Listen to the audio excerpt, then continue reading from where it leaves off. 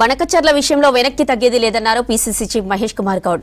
రాజకీయ నేతలు, జడ్జీలు, సినీతారలు, అధికారుల ఫోన్లు ట్యాప్ చేసిన నీచమైన చరిత్ర బీఆర్ఎస్ పార్టీదన్నారు. ఫోన్ ట్యాపింగ్ పై సిట్ వేయాలని కోరుతున్నట్లు తెలిపారు. ఫోన్ ట్యాపింగ్ దేశ చరిత్రలోనే అతిపెద్ద నేరమన్నారు మహేష్ కుమార్. నేరంలో పాలు పంచుకున్న ప్రతి ఒక్కరూ జైలుకు వెళ్లాల్సిందేనన్నారు. నీటి విషయంలో హరీష్ రావు ఏదో రాద్ధాంతం చేసి వారేదో నీతి మంత్రులను చెప్పుకునే ప్రయత్నం చేస్తూ ఉన్నారు. 10 ఏళ్ళు ప్రభుత్వం ఉన్నటువంటి బీఆర్ఎస్ పార్టీ మనకు రావాల్సిన 968 టీఎంసీల విషయంలో ఏనాడు పట్టించుకోలే.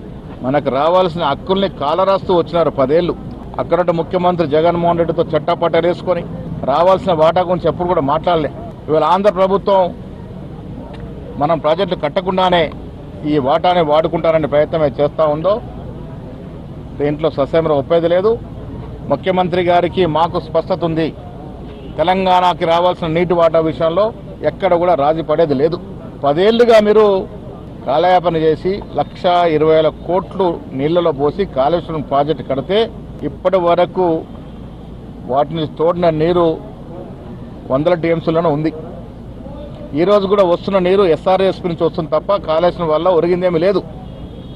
దానికి పోను నాసీ రకం కట్టడం, బడా బడా కాంట్రాక్ట్ జేబు నింపడం వల్ల ప్రాజెక్టులు బీటలు వాడుతూ ఉన్నాయి. వీటన్నిటి కప్పించుకోవడానికి వారు నానా ప్రయాసపడుతూ ఉన్నారు. ఫోన్ ట్యాపింగ్ వ్యవహారం దేశ చరిత్రలో ఎక్కడా ఎన్నడూ లేని విధంగా తెలంగాణ బీఆర్ఎస్ సర్కార్ మాలాంటి నాయకుల ఫోన్లు ట్యాప్ చేయడమే కాకుండా ఆనాడు కొంతమంది సినీ తారల ఫోన్లు కూడా ట్యాపింగ్ చేసి వారిని నానా ఇబ్బందులు పెట్టినటువంటి పరిస్థితి. ప్రభుత్వంలో ఉన్నటువంటి బడా బడా రాజకీయ నాయకులు, బడా బడా అధికారులు వారి అవసరాల కోసం ఇష్టం వచ్చిన రీతిన రాజకీయ నాయకుల మీద, సినీ తారల మీద, ప్రముఖ పారిశ్రామికవేత్తల మీద, కొంతమంది జడ్జిల మీద కూడా ఫోన్ ట్యాపింగ్ చేసినటువంటి ఘనమైన నీత చరిత్ర బీఆర్ఎస్ పార్టీది. ఇలా రాష్ట్ర ప్రభుత్వాన్ని సిట్ అధికారులను కోరుతా ఉన్నాను. 650 ఫోన్లు ఏదైతే ట్యాప్ చేసినారో బహిర్గతం చేయండి. ప్రైవేట్ యొక్క స్వేచ్ఛని హరించే విధంగా ఎవరెవరైతే ఫోన్లు ట్యాప్ చేసినారో వారంతా బాటంగా వచ్చి విచారణకు హాజరు కావాలి.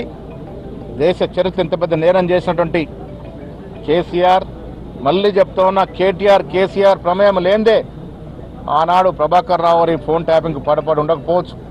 ఒక రిటైర్డ్ అధికారిని తీసుకొచ్చి అందలం ఎక్కించి పెట్టకూడని చోట పెట్టి, ఐజీ స్థాయి అధికారి ఉండాల్సిన చోట ఒక రిటైర్డ్ అధికారిని పెట్టి వారి అవసరాలని ప్రభాకర్ రావు ద్వారా ఆనాడున్నట్టు DGP, chief secretary, legal secretary, principal secretary, home ద్వారా వారి యొక్క అవసరాలను తీసుకున్నటువంటి దుర్గతి ఈ రాష్ట్ర చరిత్రలో జరిగింది. కాబట్టి ప్రతి ఒక్కరూ ఫోన్ ట్యాపింగ్లో పాలం పంచుకున్న ప్రతి రాజకీయ నాయకుడు జైలుకు పోవాల్సిందే. ఇది దేశ చరిత్రకు ఒక పెద్ద నేరం. ఈ నేరం నుంచి ఎవ్వరు కూడా ఉపేక్షించడం లేదు. రాష్ట్ర ప్రభుత్వానికి ముఖ్యమంత్రి డిమాండ్ చేస్తా ఉన్నాం, సిట్టు విషయంలో ఎక్కడ కూడా అమరికలు లేకుండా న్యాయ విచారణ జరగాల. ఈ తప్పిదం చేసిన అందరూ కూడా